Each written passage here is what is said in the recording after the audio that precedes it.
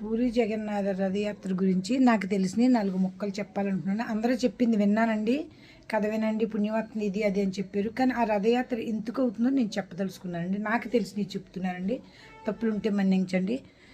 జగన్నాథ స్వామి చెల్లెలు సుభద్రాదేవి వాళ్ళు అన్నగారి ఇంటికి వస్తుందండి. వదిన గారిని బియ్యం అడుగుతుందండి, అప్పండి.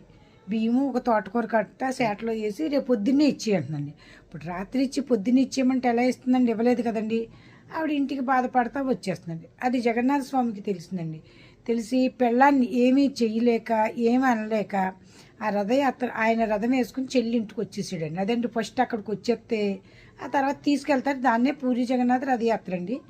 అప్పుడు వచ్చేసారండి. వచ్చేస్తే అప్పుడు తను అనుకుంటుందని తప్పు తెలుసుకుని, అయ్యో నేను తప్పు చెప్పాను, అలాగ అనకుండా ఉండవలసింది అనేసి ఈయన వెళ్ళిపోయారని మరిది గారిని తీసుకుని ఆవిడ అందరూ వెళ్తారండి అక్కడికి. చెల్లి ఆడబొడిసి ఇంటికి వెళ్తుందండి. ఇంటికి వెళ్ళి బతిమాలి తీసుకొస్తారు తిరిగండి. జగన్నాథ స్వామి, వాళ్ళ తమ్ముడు, చెల్లి సుభద్రాదేవి, ఈ ముగ్గురిదే ఫోటో ఉంటుంది. అందుకండి వాళ్ళు ముగ్గురు కలిసి మళ్ళీ రథంలో తిరిగి వస్తారండి. ఆ రోజున అక్కడ లోకలోళ్ళు పండగ ఎలా చేసుకుంటారు? లక్ష్మీ పూజ చేసుకుంటారండి. ప్రతి వాళ్ళు తిరిగి వచ్చే రోజు బ్రాహ్మణులు అంటే ఆడబడుసు అంటే ఇంటికి లక్ష్మీదేవనండి. ఎంతో బతిమాల మీద జగన్నాథ స్వామి ఒప్పుకుని తిరిగి వస్తారండి. అప్పుడు ఆ ఊరోళ్ళందరూ ఏం చేస్తారంటే అండి, బియ్యం సేటలో ఓ తోటకూర కట్ట అందరూ బ్రాహ్మణులకి ఇస్తారండి. అదేంటంటే లక్ష్మీదేవి పూజ అండి, చాలా ఇంపార్టెంట్ ఇచ్చి ఆ పూజ చేస్తారు. నేను అందరూ విన్నానండి, ఎందుకు మనం చెప్పటం, పెద్ద పెద్దలు అందరూ చెప్పారు అంటున్నాను. కానీ ఈ పూజ వాళ్ళు దీని గురించి చేసుకుంటారండి. అదే జగన్నాథ స్వామి కోపం వచ్చి చెల్లి ఇంటికి వచ్చేసి ఉండిపోయాడండి 5 రోజులండి. 5 రోజుల తర్వాత మళ్ళీ ఆ రథయాత్ర మళ్ళీ తిరిగి వెళ్తుందండి.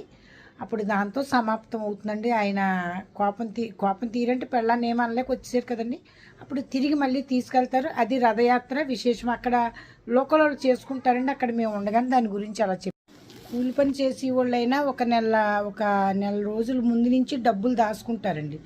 దాచుకుని పెద్ద తీర్థంలో అవుతుంది. అప్పుడు అవన్నీ కొనుక్కుంటాం, తింటాం, ఉంటాం. ఆ తల్లికి వాళ్ళు ఏంటంటే మనం శ్రావణ శుక్రవారం చేసినట్టు లక్ష్మీదేవి పూజ చేసండి. ఆ తల్లికి పట్టుకెళ్ళి సుభద్రాదేవి లక్ష్మికి అంటే ఇంటి ఆడబడుసు, ఇప్పుడు మనందరికీ కూడా ఇప్పుడు అర్థమయ్యేది ఏంటంటే అండి, ఇంటి ఆడబడుసు లక్ష్మీదేవితో సమానము అనేసి వాళ్ళు ఒడిస్సాలో అది ఆ పండుగను అలా చేస్తారు.